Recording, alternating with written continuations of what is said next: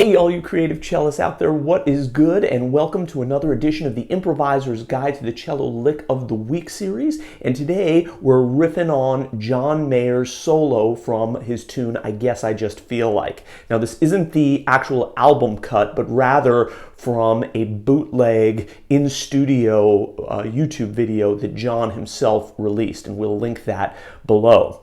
You know, one of the most inspiring things about listening to a master improviser like John Mayer is how he can take the most simple of chord progressions, in this case just 1 to 4, probably the most basic chord progression there is, and make it sound new and fresh and just incredibly exciting. What I thought I would do is share this solo with you, and in doing so, break down what I consider to be kind of the fundamental core principles of blues rock playing. And then we're going to talk about how to apply those ideas in a really basic way to your own cello playing. So let's get started. So whenever we're talking about this style of music, we really have to start with ornamentation and specifically bending. And just as there are a ton of different colors we cellists tend to get out of vibrato in our classical playing, guitarists are able to achieve a similar variety with bending techniques. And so one of the keys to sounding as authentic as possible in this style is to really keep an ear out for all of the subtle nuances of how the player is bending, not just a vanilla one-size-fits-all kind of approach. Okay, so let's start simple with a few single bends. First, in bar 2, John plays this. Notice the speed of the bend, and also notice I kind of roll into the note a little bit, sort of like a half vibrato. We'll talk more about that in a second. In bar 4, John plays a very similar lick, but he starts approaching from the note above on the F sharp. Check this one out. Notice that the first bend starts a whole step away from an E below all the way up to the F sharp. And then it's followed immediately by another bend up to E, similar to the one we just did. Now, in order to keep the timing the same, the first bend, which is bigger, is a little bit faster, right? So we want to keep an ear out for the timing and speed of the bends, and also where they're coming from. In other words, is it a half step bend? Is it a whole step bend? Is it a minor third bend? Is it something in between?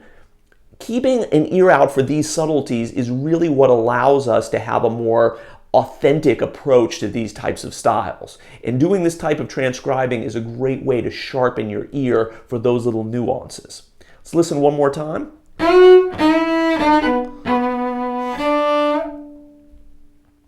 So we want to be able to have the facility here to be able to bend off of any finger and to be able to even do it on consecutive notes. John constantly uses this double bend on F sharp, which is the 5th of our B minor pentatonic scale, going down to the 4th E of our pentatonic scale. So that sound is all over this solo. He uses it here in bar 11. Same basic lick. Actually, it's basically the same lick, just an octave higher.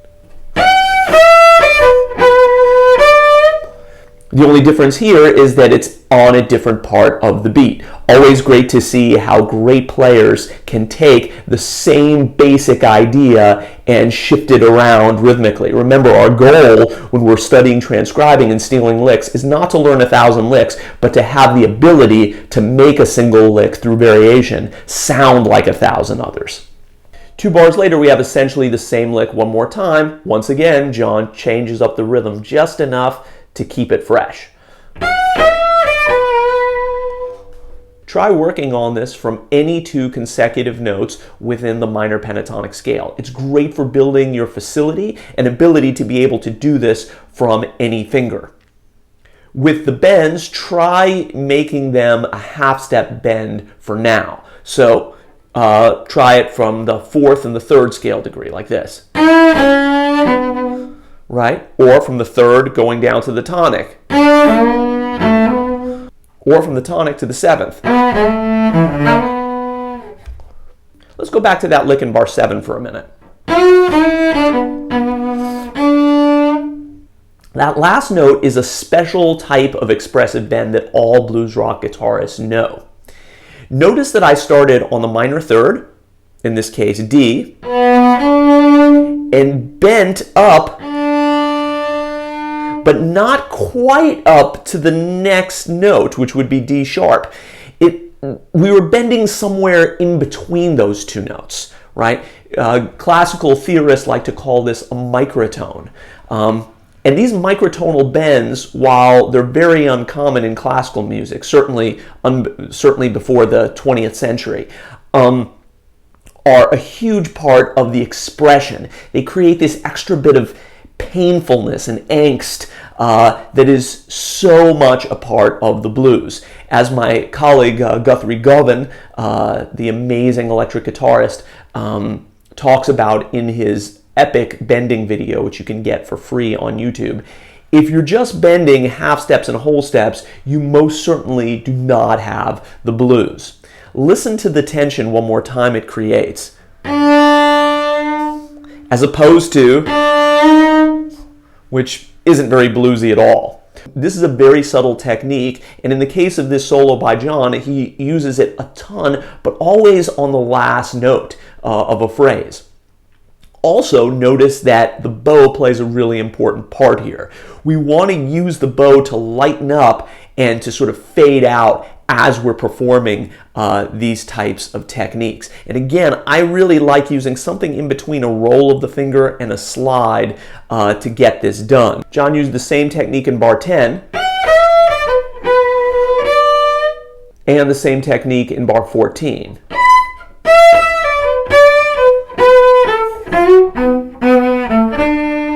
And although he almost always plays this idea at the end of a phrase, he slips one in mid-lick here in bar 22. So,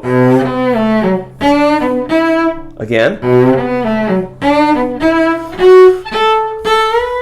very, very cool.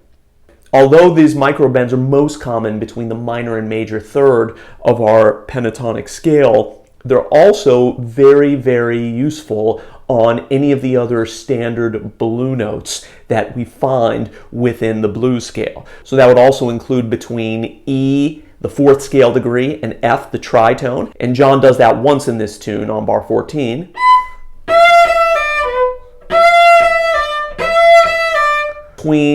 And also occasionally between the minor and major seventh. Have to be careful with this one, but John uses it as well, just once in this solo in bar 9 going into bar 10. Listen. On that first A, he bends it sort of up to A sharp, but not quite. Really, really expressive when used in the right context. Did you notice on that last note that the bend went in both directions? First bending up the microtone, and then releasing back down to the original note. So that type of bend and release is another huge aspect to a rock blues musician's toolkit.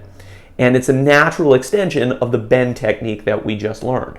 John uses this bend and release technique all over the solo. For example, this lick in bar 12, he plays, catch that ending,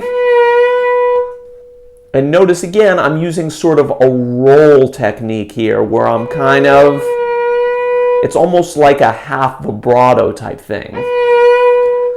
The benefit of this over sliding is mostly in the sound, but also because when we're using sort of a twisting vibrato technique, what happens is we get a natural bounce back to the original pitch, which to me really mimics the action and feel of what the guitarist string is doing when they're bending. Works for me? Try out the technique for yourself.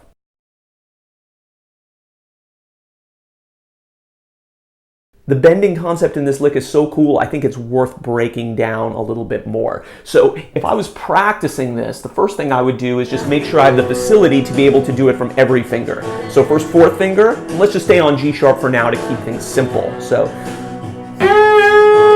and notice that for the half step, or for the whole step initially, I'm sliding to cover all that ground, but then it's more of just a little roll for the second bend, okay? Try it on the third finger, second finger, first finger. Okay, now let's see if I can approach that bend in a lick and not be totally thrown off by it. Okay, let's try.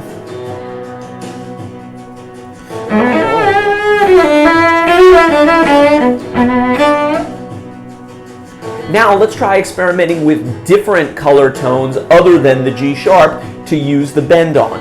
Let's try the second scale degree. It's the other scale degree that isn't in the pentatonic scale, and I think it'll sound really cool. Let's see here.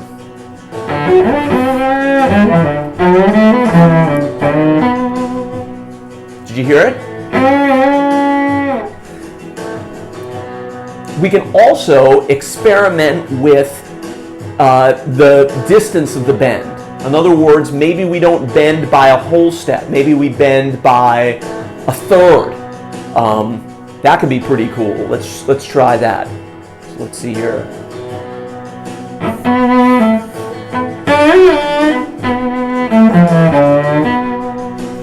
That was pretty cool. So I bent by a major third, and then just the same little microtonal bend as before.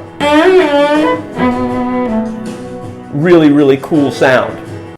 We can't talk about a blues rock vocabulary without discussing rhythm, particularly triplets and the use of hemiolas.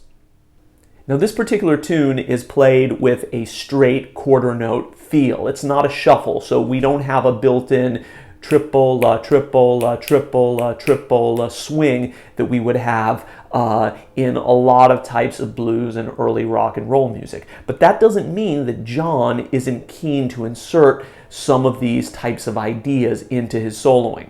So in bar 20, John plays this.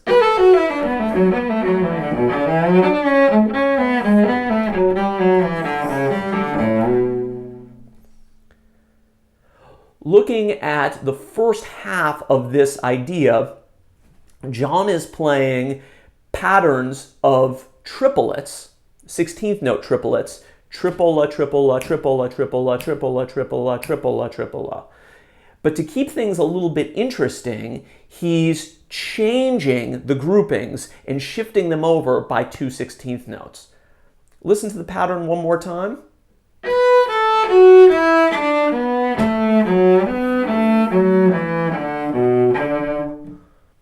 If I took off the first two notes, it may be a little bit easier to hear. So we'll go 1, 2.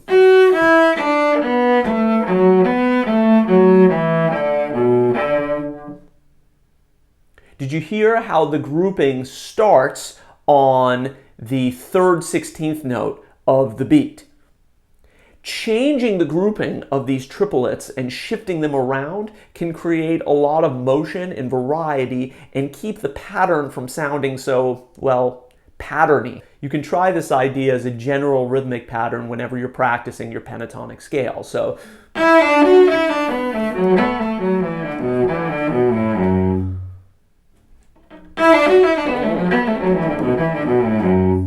or you can try breaking the pattern 2 notes later, like this. A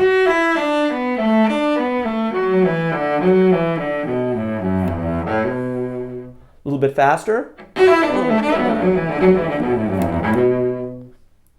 Very, very fun stuff. Now, in the second half, John is using a Hemiola Feel in a slightly different way. So essentially what he's doing here is he's playing just groups of regular 16th notes, not the 16th note triplets we just heard, but he's emphasizing groups of 3 notes, which creates a classic Hemiola pattern that's phasing over the beat, right? Because we have groups of 4 16th notes, but emphasizing every third note. In the second half of the lick, John returns to regular 16th notes as opposed to the 16th note triplets we were just playing. But he groups them in groups of 3 notes, creating phasing, rhythmic phasing over the beat, as 16th notes are usually rhythmically, they're grouped in 4. This is the more traditional hemiola flavor that blues musicians use constantly. So starting on the last 16th note of the previous beat, he plays this. 1, 2, 3, 1, 2, 3, 1, 2, 3, 1, 2, 3. A little bit faster. 1, 2, 3, 1, 2, 3, 1, 2, 3, 1, 2, 3. Very, very cool. This is, again, a standard cliche that we need to know as players. We can change the order of the notes, but as long as we maintain and are able to create these 3-note groupings with standard 16th notes, we get that cool rhythmic phasing effect. There's nothing particularly difficult about executing any of the techniques or ideas that we've talked about. But improvising and performing with them in a way that's fluid and authentic sounding really does take a lot of time in the practice room and on the stage. The best way to do this is to spend a lot of time improvising using one of these concepts as a rule. In other words, I'm going to improvise now and just focus on bending up and down, or I'm just going to focus on microtonal bends, or I'm just going to play licks that emphasize one or more of the hemiola ideas that John was using in this solo. By limiting ourselves in that way, we create a bridge between dry technical exercises, which is usually what we need to start out and get a good foundation, and full-blown improvising. And they can give us some structure to be creative while also developing these ideas. Well, I hope that you enjoyed this lesson. And to tie a bow on it, I'm going to improvise over the exact same changes, trying to use some of the concepts that we discussed in this lesson, and doing my best to channel the ghost of John Mayer through my cello. Good luck with that, right?